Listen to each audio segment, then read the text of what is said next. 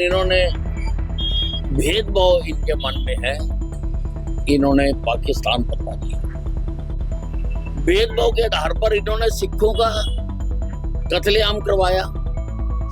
लगभग 3-3.5 हजार निर्दोष सिखों को मरवाया।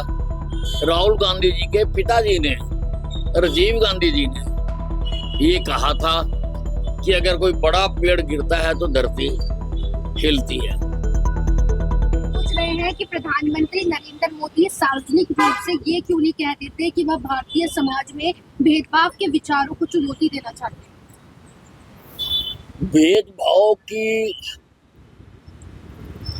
सारी जो फिलॉसफी है वो तो कांग्रेस के पास है।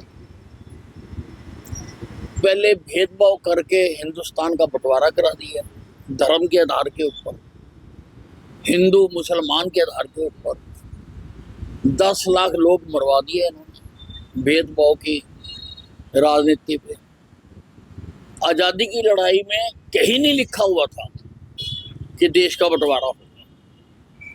देश के सारे हिस्से मिलके लड़े देश की आजादी के लिए, लेकिन इन्होंने भेदभाव इनके मन में है, इन्होंने पाकिस्तान बनवा दिया।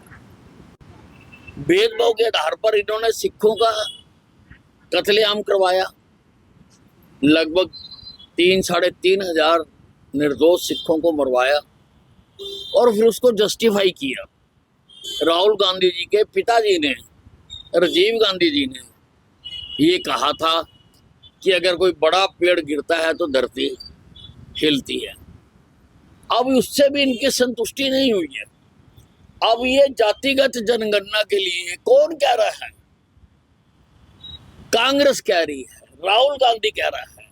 यानी आप समाज को और बांटना चाहते हो ताकि दुकानदार से दुकानदार लड़े, गली से गली लड़े, मोहल्ले से मोहल्ला लड़े, गांव से गांव लड़े। उनको बांटना चाहते हो आप भिन्न भिन्न जातियों में। हम भारतीय बन के क्यों नहीं रह सकते? हम हिंदुस्तानी बन के क्यों नहीं रह सकते? तो बांटने का काम, बांटने की पीएचडी तो राहुल गांधी जी ने की हुई है और वो अपना ये बांटने की दुकान को बंद कर दें। हमसे जुड़े रहने के लिए हमारे YouTube चैनल को सब्सक्राइब करें और नई वीडियो की नोटिफिकेशन के लिए बेल आइकॉन को दबाएं। अगर आप ये वीडियो Facebook पर देख रहे हैं तो लाइक जरूर करें और ज्यादा से ज्यादा शेयर करें। धन्यवाद।